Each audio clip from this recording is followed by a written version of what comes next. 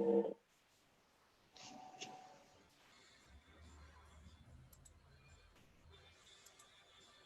right.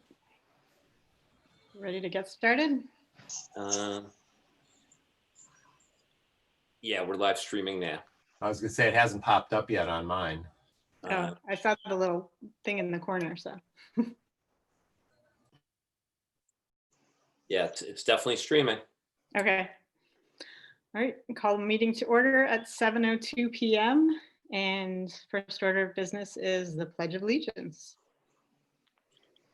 Okay, and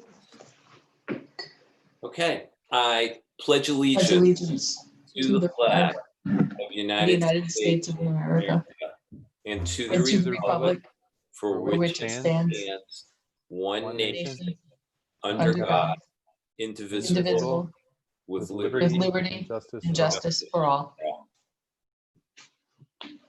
All right. So next up, we'll read the statement on remote participation. Consistent with the Massachusetts Open Meeting Law, Mass General Law, Chapter 30A, Section 20, and Regulation 940 of the Code of Massachusetts Regulations 29.10, which allows for remote participation in certain circumstances under the Massachusetts Open Meeting Law regulations. The Mendon-Upton Regional School Committee will be conducting this meeting remotely. In this particular case, all 6 members minus 1 of the committee are participating remotely and virtually through video conferencing. This is consistent with Governor Baker's executive order of March 10th, 2020, which eased the requirements of having a meeting in a physical space open to the public and having a quorum of the committee physically present. Any and all votes will be conducted by roll call votes. Per usual, this meeting will also be live streamed and recorded. Next order of business is the approval of the agenda and the minutes. Can we get a motion to approve tonight's agenda? I move that we approve the agenda. Second. I have one thing with the agenda. There's a mention of the reading of the statement of remote meetings that we did in that meeting mentions Chair Nicholson. It should be Chair Ludwigson. Where does it mention that? Right at the top. In the minutes. In the minutes. Last meeting's minutes. Oh, got it. Okay. We're still on the agenda, so. Okay, so when we get So to the minutes, maybe we can amend those or ask Kelly to amend those. Yes, exactly. Okay, so we had a motion from Lee to approve tonight's agenda, and then do we have a second? Yeah, Chair, I'll second second. that with that Yes. with that caveat. Okay, so we vote by roll call. Sean Nicholson, aye. Lee Martin, aye. Carrie Lawrence, aye. This is just me left. Vicki Ludwigson, aye. Sorry. All right. Tonight's agenda is approved. So now we need a motion to approve the open session minutes of August 31st, 2020. I move that we approve the August 31st minutes as amended. I had already noted that change to Kelly earlier today. So Sean's that technical name change that needed to be mentioned in that the remote meeting statement has been updated. So I move as amended that we approve those minutes. I second. Vote by roll call. Sean Nicholson, aye. Lee Martin, aye. Carrie Lawrence, aye. Vicki Ludwigson, aye. All right. And then last, we need a motion to approve the executive session minutes of August 31st, 2020. Motion to approve the executive session minutes of August 31st, 2020. Second. Vote by roll call. Sean Nicholson, aye. Lee Martin, aye. Carrie Lawrence, aye. Vicki Ludwigson, aye. All right, next up, superintendent's comments. All right, thank you. Good evening, everybody. Just quickly, just as an update, usually after October 1st, I give usually 2 times a year a homeschooling report. I don't have a report But as I note in the background notes, we've seen a fairly dramatic increase, at least for the size of our district, in the submission of homeschool requests, with, as of today, about an increase of 17 applications, more than we had at this point last year. Last year at this point, we had about 20 in total. So with our, families that roll that over from year to year, we're at around 37 requests. Now, as I say, this is generally parallel to what we're seeing in other districts locally and across the state, but our mindset is to stay in close contact with these families as we do progress towards more in-person instruction, because we know in many cases that these requests are temporary in nature. Okay, any questions about that? Second piece is, as we have in our plan, I'd like to recognize our admin team, but also our team that we have in place for special education, specifically the STAR program, the language-based program, and the VISTA program at the high school, and our kindergarten team as well. They've done a great deal of planning to ensure, a very safe and measured approach in getting these students back sooner rather than later. As you know, our pre-K and those select special education programs will be starting this week.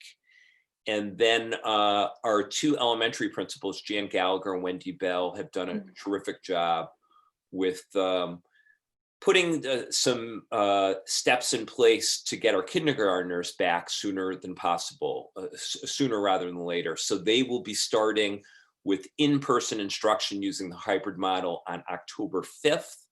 And prior to that date, the kindergarten team will be conducting orientation activities with the students and their families in very small groups, and also assisting first grade teachers with the transition of their students from last year.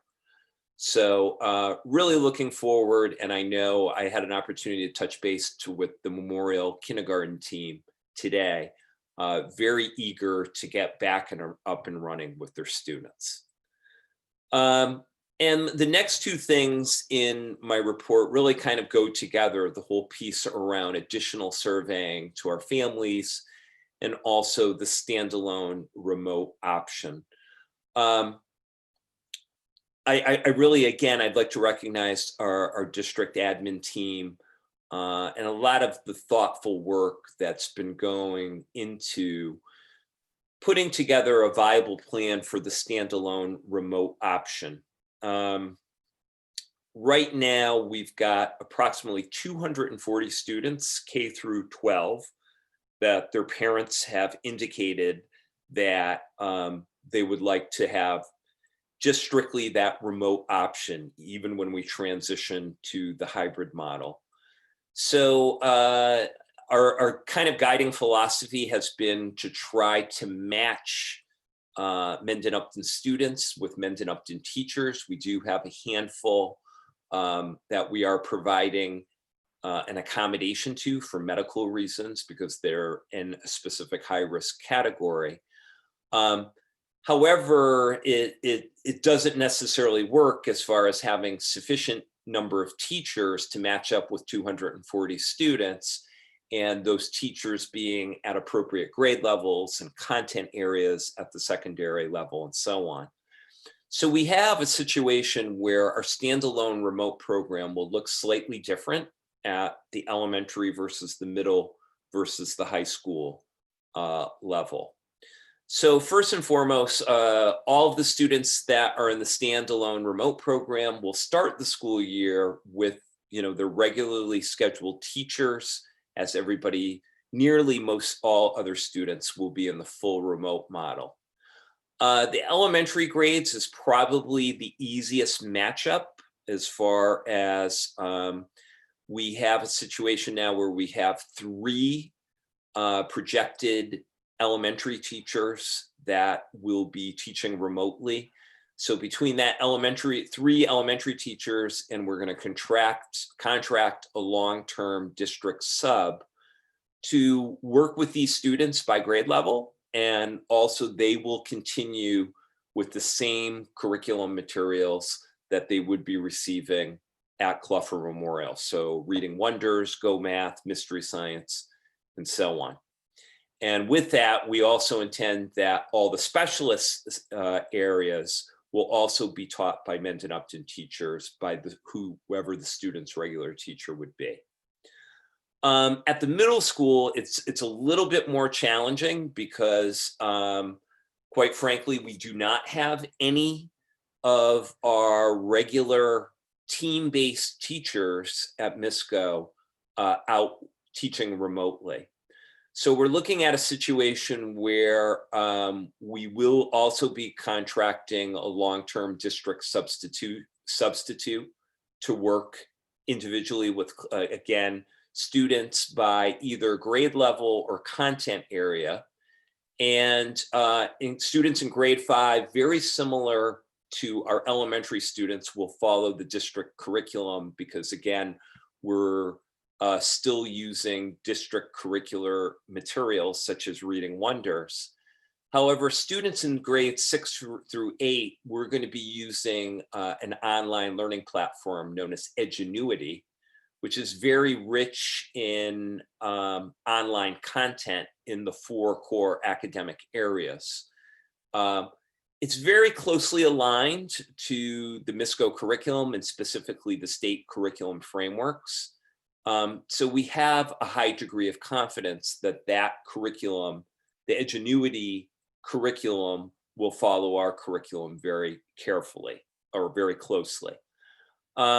Elective area subjects will be taught also remotely by MISCO teachers. Then the high school, again, something different, but I think also very doable for the high school. And I'd like to give credit to John and Marianne, along with the guidance team, and really putting together in a very thoughtful manner the schedule in a very, very short period of time. But the NIPMUC students in the standalone remote program essentially are going to follow the same schedule that they start with in September 16th. And the reason that is they've created sections, John and Marianne have created sections in the schedule that are being taught remotely by NIPMUC teachers. Some holes are going to be filled through VHS or virtual high school, which we've been using for a number of years to provide online courses. You know, sometimes you have a situation where a student wants to take an AP course and it's of a very low enrollment.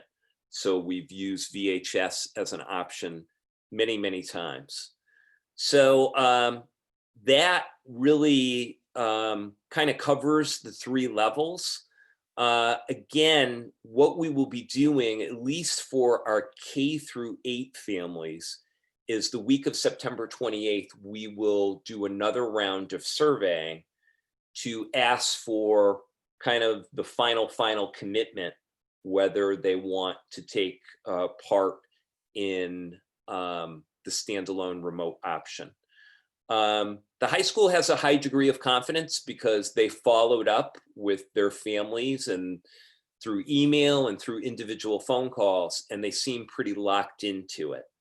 But I have received, you know, from the elementary and the middle school level, messages and emails saying, okay, what I responded in August 10th on the survey, I've changed my mind, and so on. So we're going to ask for that final commitment the week of September 28th. And we're respectfully requesting that if a family is choosing for their child to be in the standalone remote option, to commit at the elementary level at least the first trimester. So basically through the early part of December, and then at the secondary level through at least the first semester, so about mid-January. And the mindset behind that is, again, our principals have been very, very thoughtful in creating cohort 1 and cohort 2 and having a balance as far as those class sizes. So we don't want to see a situation that after 2 weeks, somebody says, hey, you know, I want my child back in for in-person instruction, and then it disrupts the sizes and so on. So we're optimistic that we can make this work. And again, it looks different at every single level, elementary versus middle versus high school. But we're confident that we can have success in, again, keeping our students with our teachers to the highest degree possible. Hey, Joe, So, Dorothy yeah. is waiting to get in. I just let her in. Thank Okay, you. excellent. Other than that, any other questions on any of that?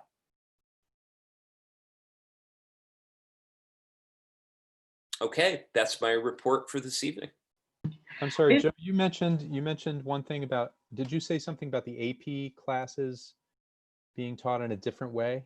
No, what I mentioned, Sean, was in the past we've used VHS or virtual high school for some select AP classes. You know, sometimes we've had a situation where 2 or 3 students are enrolled for a specific AP class, and we used VHS successfully for that. Okay, understood. Just on the kindergarten start for October 5th, for the busing, I think you mentioned something about like trying to have like a bus set up. Is there any update on that, like for the orientation for the kids? No, we haven't done that. And the reason we haven't done that is we don't think it'll be necessary because the kindergarten team has scheduled their orientation sessions. They're kind of spread out in, you know, hour increments with 3 students at a time with their parents. So the assumption is that one, if not both parents, will be coming with their child. And the kindergarten team feels pretty strongly about, you know, making that connection with the students, but also with their parents as well, given the set of circumstances. Sure. All right. Any other comments or questions from the committee? So moving on to the administrator's comments. Okay, we have Dr. Cohen here, Maureen, I've asked to kind of provide an update. You know, this is, again, unique circumstances as far as, you know, the way we're starting the school year, and pretty much across the board, I think just about all districts have taken advantage of these 10 days of professional development and safety training. So hats off to Maureen and the Professional Development Committee for putting together 10 days of really, really useful training. So I've asked Maureen to talk a little bit about it. Maureen. And Joe, do you want me to share directly from here? Or do you whatever's easiest for you. You can share or I'll share. Okay, I can do it. Give me one Okay, second. great.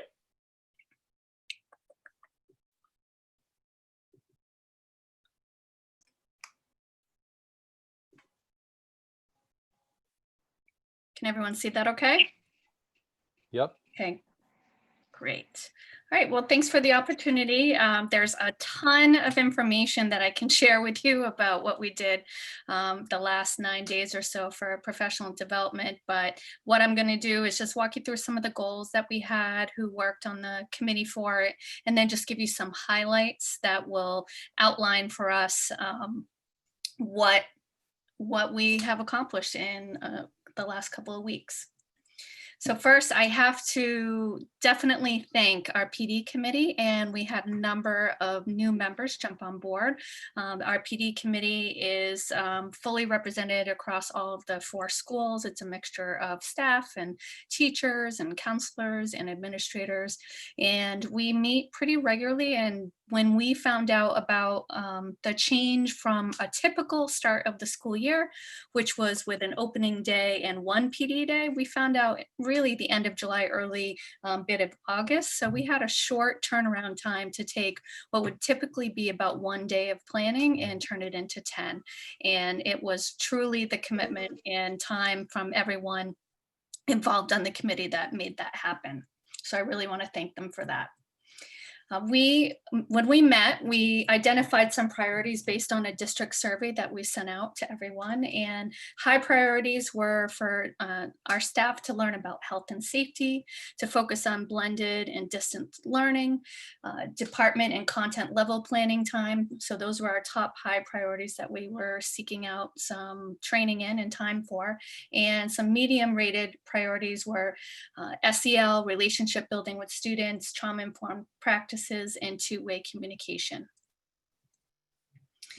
We also came up with a series of goals, and so based on our survey feedback, but as well as a lot of what we talked about during our re-entry planning, we pulled from all of the re-entry planning suggestions for professional development from all the different working groups, and we added in any additional feedback that we got from the staff survey. And you can see we have a huge list here. I'm not going to read all of it for you, but I really do feel that we met all of these goals and priorities really successfully as a result of the hard work of everyone on the committee. This is just a screenshot. I don't know how well you can see it on your screen here, but basically we had a massive schedule. I don't know if you saw it at any other point, but it was a Google spreadsheet with tabs for each of the buildings and each of the different roles. But this is just a quick snapshot to give you a general view of how it was set up. We had a mixture of the orange color, which were more asynchronous sessions of PD where teachers could work and staff could work at their own pace. We had anything in blue would be something where we had some live training. Of course, all of this was done virtually. We also made sure to put in each week some building meeting time, and there was even more than what you see on this district level at each of the buildings. And we designated half of our hours for preparation and planning time for staff and for curriculum team time, and that's what you'll see in pink in this schedule. So now what I'm going to do is just give you a couple highlights of some of the priority areas. I'm going to apologize in advance. I did put a lot of text on these screens because I figured I could send it to you after if you were really interested in learning more. But I am going to just kind of go quickly through some of the highlights. And if you're looking for more information or follow up, I'm happy to share it with you. So in the beginning of our training, the first week, we determined we wanted to schedule some of the SEL work around relationships. And we brought in 2 different presenters on the Wednesday morning. The first one was we joined the Massachusetts Partnership for Youth. They have a lot of great trainings as we're a member. And it was called Safe, Secure, and Supportive, the 3 pillars of creating a trauma-sensitive classroom. There's a lot of follow-up sessions as well that teachers can join in, but they really enjoyed that. And we also had a more specific trauma training that focused on a lot of classroom instructional practice and also self-care for our staff. Both of those were really well received. We, of course, have to dive into the COVID-19 safety trainings. There's a lot of that. We certainly will all be experts by the end of this. But we use, if you recall, we signed on about a year ago to an online program for our mandated trainings that we have to do every year. And it's part of Safe Schools, which is linked in with our Teach Point in our online professional development modules. And what we did is I created a whole new course that would bring in some external resources that I received from CDC and also our nurses, but also included some trainings that are part of Safe Schools, like the COVID-19 awareness, or they have a session on managing stress and anxiety with COVID-19. And so our teachers and staff all went through that in one of the first days. Of course, there's a big focus that we want to have on our curriculum, instruction, and assessment. So these are a couple highlights of our curriculum and assessment work that we did. I really have to thank Jen Mannion, who stepped up and did an amazing presentation for all of our schools on identifying power standards. In the spring, we had been provided prerequisite standards that we were responsible for teaching, and this coming year, now what we need to do, we're responsible for all the standards. But with a little bit less time in our schedule, it's really important to us that we identify our power standards, ones that are more enduring and the ones that we really want to focus on to build each year. So she did a great job of working right in the beginning of our PD. So that way, all of the teachers, when they had their curriculum work time, they knew how to start setting power standards and to catch up some of our student learning. If you look to the right, you have getting good data information, personalized instruction overview, and assessing at home. We have contracted with iReady, which is an assessment system. And we had been looking at this a year before and had piloted last year and had just started the pilot when we went into the school closures and remote learning. And so we started it, but now we have everyone was able to go through the training, and we'll be administering diagnostic assessments in ELA and math within the first month of school, which will give us excellent data. They're all aligned to the standards, and we'll be able to then do some progress monitoring. So we're excited about that opportunity. We have a number of LMS and communication platforms in the district. So LMS is a learning management system. And so through the reentry planning, we came up with using Seesaw as a standard LMS that we would have in our early grades. And then starting, I believe it's third grade and up, we would have a standardization of Google Classroom. Most of our teachers are pretty familiar with Google Classroom, so we didn't have any targeted training in that area. But Seesaw is new for some of our teachers at the earlier grades. And so we had a number of different trainings in that area. For communication platforms, of course, we're still continuing with Zoom for our main communication platform when we are in our remote, in our hybrid sessions. So we offered some additional training. Dave Quinn did an excellent job with that in providing, how to become more advanced in using Zoom and the various tools that are associated with our school account. We have not launched yet Remind, but Remind is a two-way communication tool where our teachers will be able to, using an app and Remind, be able to communicate with parents and students. It also can be used as kind of like a phone number if they need to be reached through the Remind app. So we're still getting that up and running, and we'll have that up and running, but I use it personally as a parent for both my children use it in their different schools, and I find it to be really helpful for quick updates from a parent. And so we're excited that we'll be able to bring that on to help with streamlining communications. I would be remiss if I didn't add the number of different additional trainings that our elementary school staff have undergone. We have been using for curricular resources of Wonders 2014. That was a 6-year subscription, and we have just moved over to Wonders 2020. So they just received all of their upgraded materials and went through digital training for that. And we also have the Spanish version for Maravillas. We also, I don't know if you recall, but last year we were approved, we got 2 grants and that pay for ST Math. And we started off this year in some summer with some practice that parents and students could have, access to ST Math, but we are launching that this fall and had an initial training in that area. So there's a lot going on at the elementary level. We then wanted to make sure that we were providing as much support as we could and varied resources and trainings related to online and remote learning. And so this is just a snapshot, a lot of writing here as well, but we brought in ed tech teacher. We were really fortunate. All of the schools were scooping them up really quickly, but Dave Quinn reached out personally, and we were able to get them in for an afternoon this past Friday.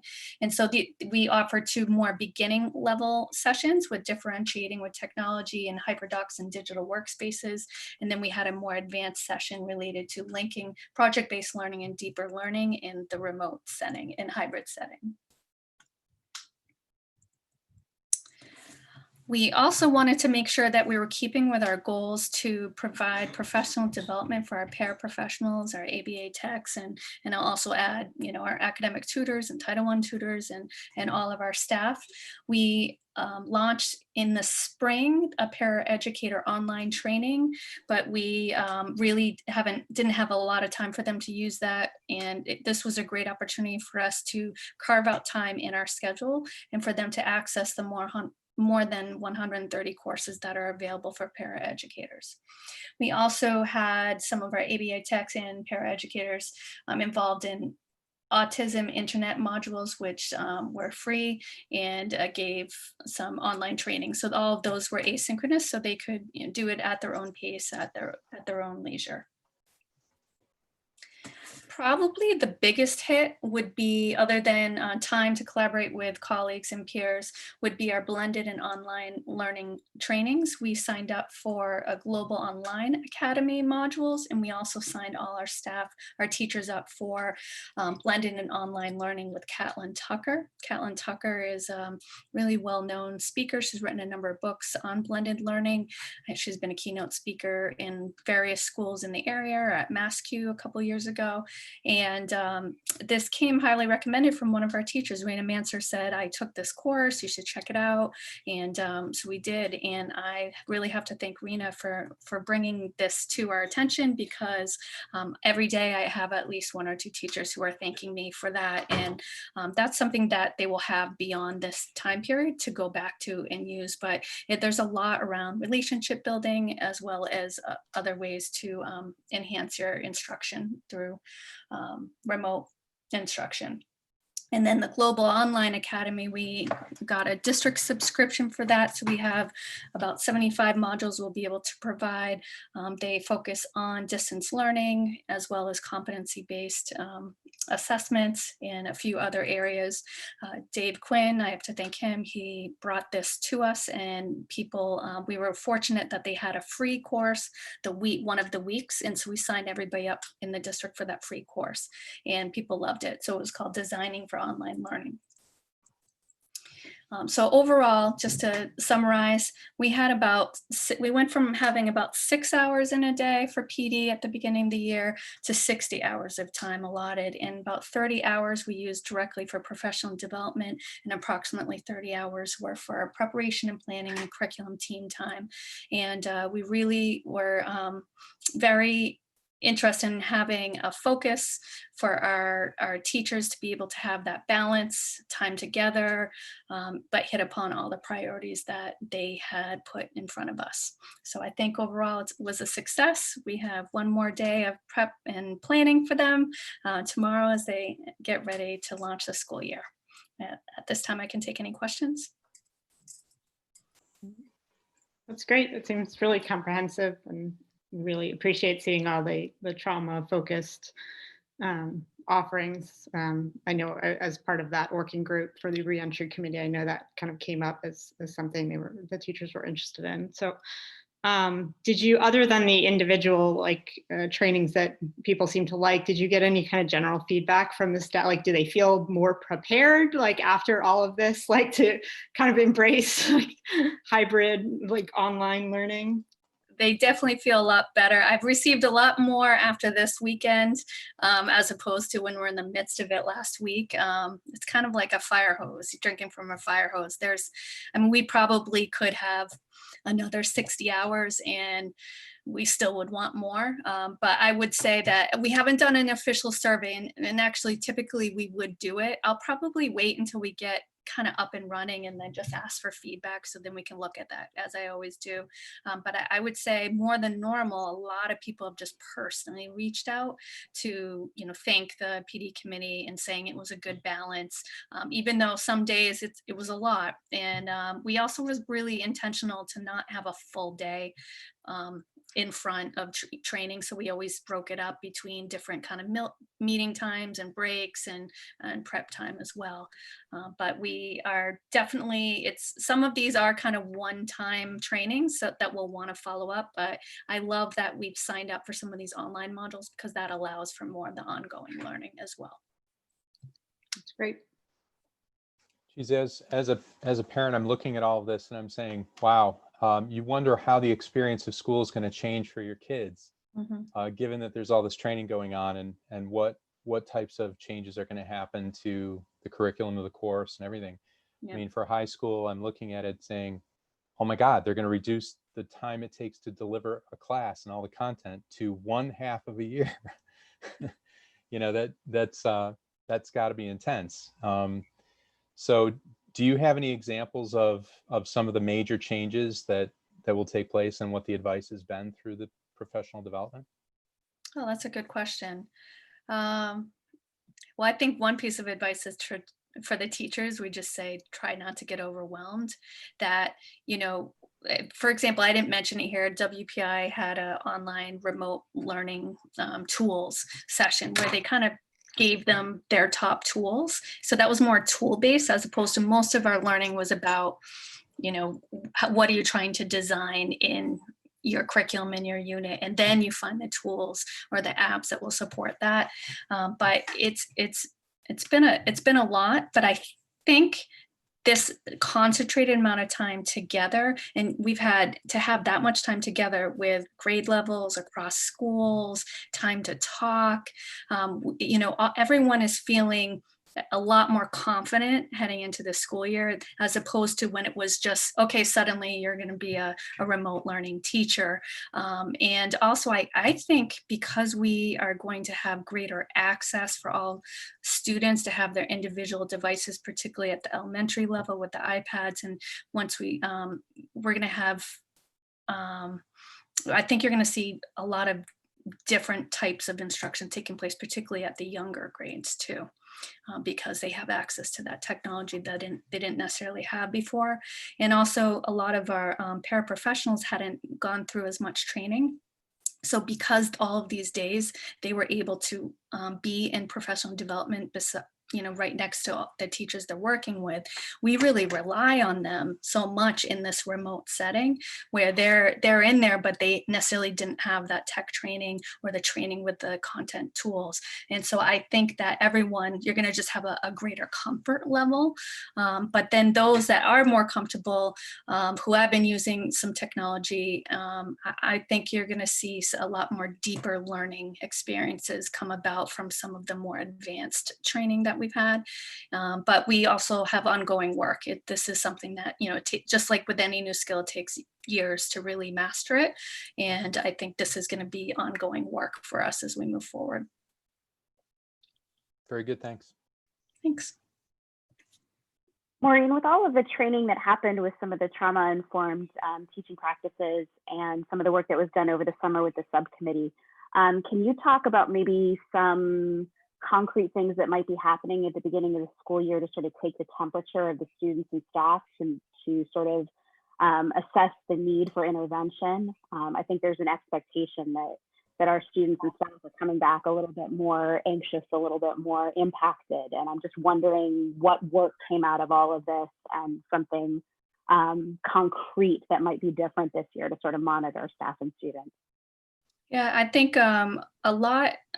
there were a lot of discussions about how you do, you know, kind of SEL screenings and assessments of students, and staff are doing kind of the check-ins, you know, different ways to do check-ins on students. We know when we're in school, it's easy because you're at the door, you're greeting them, you have that conversation, you develop all those routines, or the morning meeting, for example, to assess where everyone is at. But what teachers were talking about, and honestly, this is probably a better question for, you know, some of the building principals, because what they did once the teachers were in these sessions, they've spent a lot of time in the buildings coming up, you know, at grade levels, and I haven't been at those grade levels, but in the trainings that I did attend with them, they were talking about different ways to assess and track where students are at, either at the classroom level or at the building level. And in our reentry planning, we talked about the different tiers. And so a lot of what these trainings were more about the tier 1 type of practices that we would have in the classroom. But I know schools are working on enhancing what they did in the spring with their tier 2 or even into their tier 3 of various interventions that they need if students are struggling. On the staff, anxiety, and that's ongoing. It's there. We know it's there across all of Massachusetts, and we're acknowledging it, validating it, and putting in, constant supports too, just to make sure whatever staff needs are and concerns, that we're trying to be transparent and meet them where they're at in that moment. I don't know if that answers your question, but there were initial conversations taking place about it. Okay, thanks. It's at least a good start. I'm interested to hear how all that plays out at the beginning of the year. Yeah.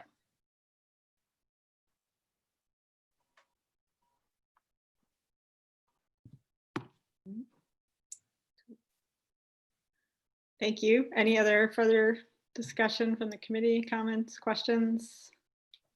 No, it just seems like a lot of work was done in a very short amount of time. So thank you very much. Thank you. All right. So next on the agenda is new business.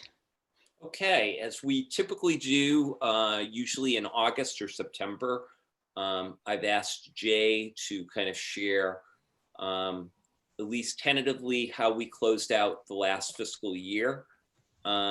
This one, to say the least, is a little bit of an outlier because of the whole set of circumstances from March on. So Jay, what I'll do is I will share your presentation right now, and please feel free to start commenting on it. All right, thank you, everybody. It's great to see you all. So I know in your packet you had several basically produced out of the software spreadsheets that show a lot of financial detail, and by that I mean a lot. You can see all of the line items. There's a trial balance. There's a lot of stuff there. So what I tried to do is just kind of summarize everything into sort of a short, sweet little salient. This is where we're at. Flip it, Joe. Okay, sorry. Yeah, it's okay. So the revenue budget and the expenditure budget obviously are the same. You can see we actually came out with a little bit more revenue than we originally budgeted for. This is typical that we will get some things a little bit higher. This was an outlier in that we got quite a bit more in transportation reimbursement. And we did get a fairly good bump in our charter tuition reimbursement, but we also got an equivalent bump in our tuition. So they kind of offset each other. So if you look at the expenditure budget, you'll see that that particular line item is about $70,000 over budget. So that's the reasons why. The vision program as well is generally a revenue generator. We kind of conservatively budget around 75,000, but typically we end up getting a little bit more than 75. Medicaid actually was quite a bit less than I anticipated. That's because the federal government is cutting way back on what they're doing for Medicaid reimbursement. So that hurt us, but all in all, we had about $300,000 more in revenue. And I've always said that my goal is always to try and finish the year 1% above it. And you'll see on the expenditure side, when we go there, that we did just about exactly that. But there's a lot of things that played into that. And I think if you sat and added up all the things below, you'll see they add up to quite a bit more than $300,000. Throughout the line item budget, you'll see lots of lines that are under, lots of lines that are slightly over. There's a variety, but these were the biggies. So the biggest one in transportation is special education transportation, but we also had a savings on the regular ed transportation. The building maintenance, it's not that we didn't have things we needed to fix on the building, but people weren't coming to fix things on the building because everybody was quarantined at home for quite a period of time. So we had a fairly decent savings there. And again, you'll see the biggest one there is snow and ice. And that's because we had a pretty mild winter. And quite honestly, once we closed the schools, we didn't plow even if we got snow. Same thing with heating. We pretty much turned the heat way down once schools were closed in March, and that helped us quite a bit as far as savings there. But as I said, if you add up all the things on the bottom, they certainly are more than 320,000. So I think we go to school choice next, which is where the No, undesignated fund balance. All right, so let me explain this. There's a lot of discussion about E&D, getting E&D certified, and excess and deficiency is what the state Department of Revenue certifies as money we have left over at the end of any fiscal year. But that they kind of decrease that based on a sort of an arbitrary system that they have. So the undesignated fund balance is in reality what we have left as far as in our accounts that didn't get spent. Not didn't get spent, but it is cumulative over several years. So each year we might go a little bit down or a little bit up. You can see we did that transfer to stabilization, but the revenue and the expenditures leaves us with an end balance of about $1.2 million. And that truly is what I think we were at about 1.5 million at the beginning. So we dropped a little bit, and that's a $300,000 appropriation that we put into this year's budget. But the E&D certification will come out slightly different than that because the Department of Revenue has this thing they call hits. Next slide, Joe. So E&D, if you have anything that you prepaid in June, but you eventually move those expenses to July, they take it out of your E&D certification. So you see that hit of 2019 of 258,000. The overwhelming majority of that was our health insurance that's due July 1. We pay it at the end of June, and then we move the expense to July once the July books are open. So that was, that kind of impacts your E&D certification, but in reality, the money is still in your account. Again, if you go through all that, I'm only anticipating about $21,000 this year in what they'll call hits. I could be wrong because they tend to come up with things that I don't think of. The reason for that is we did not prepay the health insurance this year. We waited and sent the check on July 1 so that we would actually charge it to this year and leave it out of the prepaid. So I'm estimating our E&D will still be slightly under $1.2 million. But again, until I actually file for it, which I should be doing hopefully this week or next week, we're not going to know for sure until we get an answer back from them. The school choice account, that account, we started out with a fairly substantial balance, and we got revenue, and we have tuition, and we have expenditures. The one thing that changed dramatically this year is that we appropriated in last year's budget $1 million out of school choice to basically make the budget work. We didn't have to tap into that because of all the savings due to the closure of the schools, specifically transportation and maintenance stuff. So we were able to leave that money in the school choice account, and we have put that and reappropriated that into this year's budget, which is really one of the main reasons that we're able to maintain level services this year, where we didn't have that option prior to that. We had several reductions. So that helped us dramatically in that area. We do have one out-of-district school choice student, but that gets covered by the sending district. So you have money in and money out that equals things. But we're going to start out with 1.4 million in the end balance. Now we appropriated $1 million this year, which puts us down around $400,000, but I'm also anticipating a net profit of probably around $500,000. So we should be back close to 900,000 for the end balance at the end of fiscal 21. But it will impact fiscal 22 because we won't have as much to appropriate. So that's going to potentially be a little bit of an issue as we start to develop the 22 budget. I don't know what's next. Flip the slide, Joe. Circuit breaker. Circuit breaker's next. All right, so circuit breaker, we actually, the special ed department files every year. This is done by Lori Villamere, who's the admin assistant for the special ed department. She does all of the circuit breaker filing.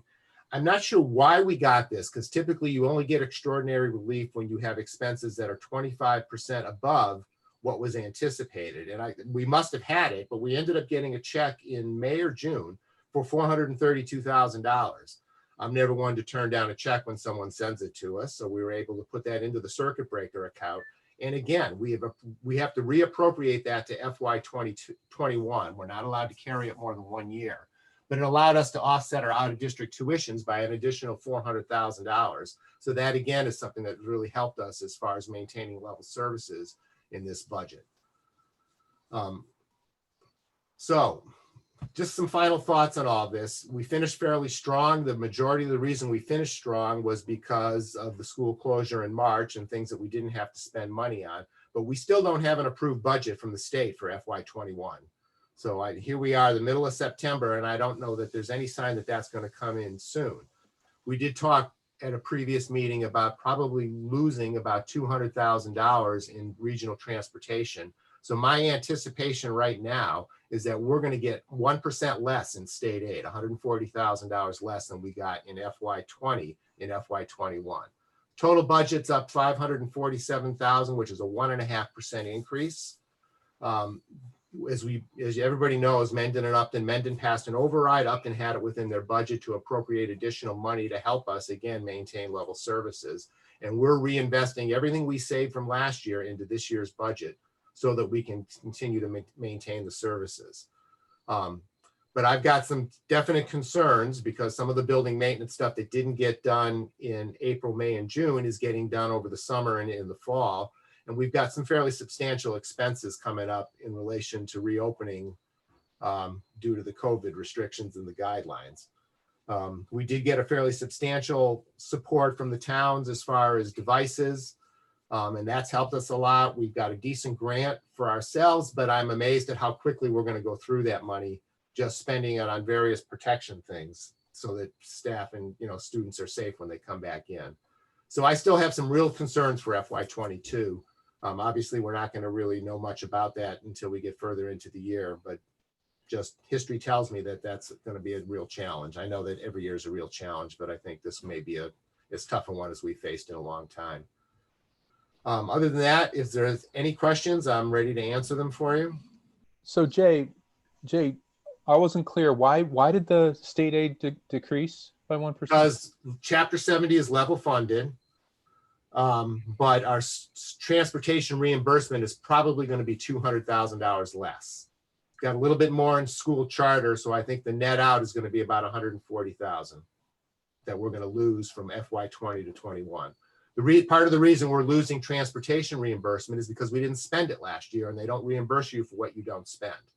So we did save the money last year, but we also don't get reimbursed for it on top of it. Yeah.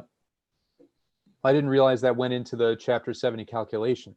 It's two separate things. So I've netted it all together.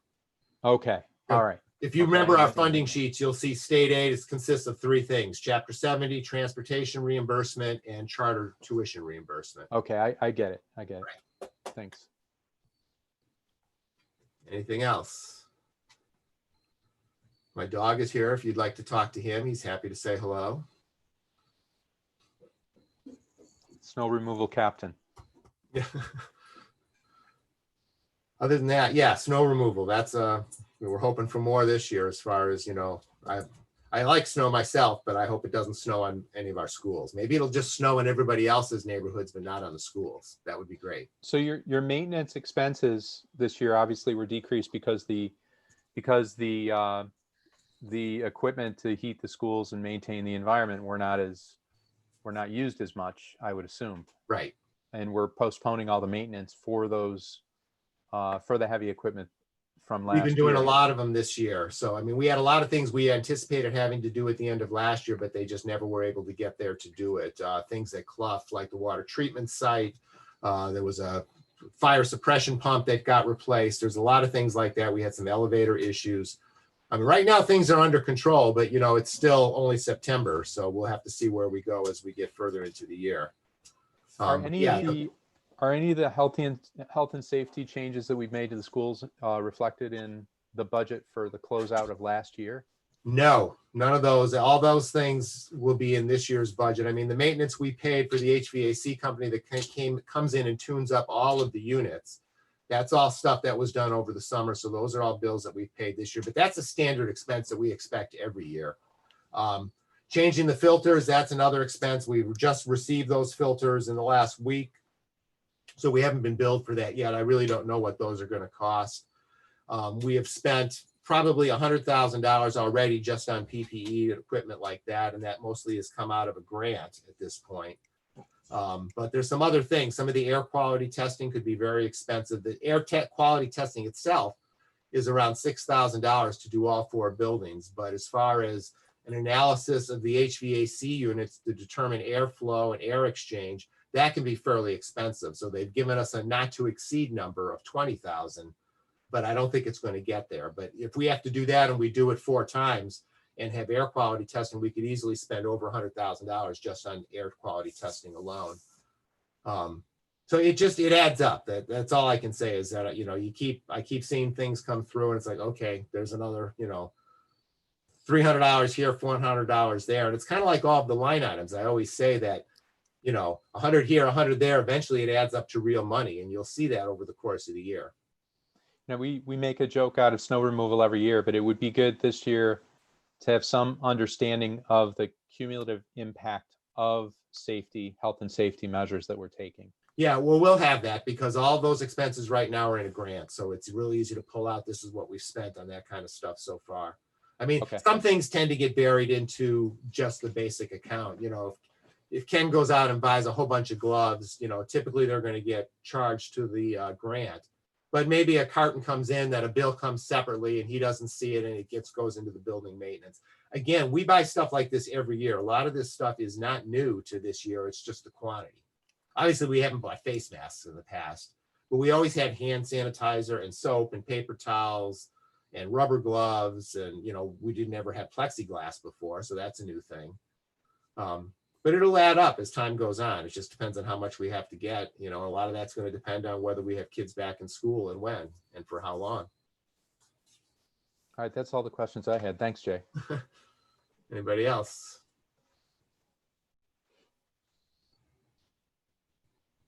Perfect. Thanks, Jay. Yep.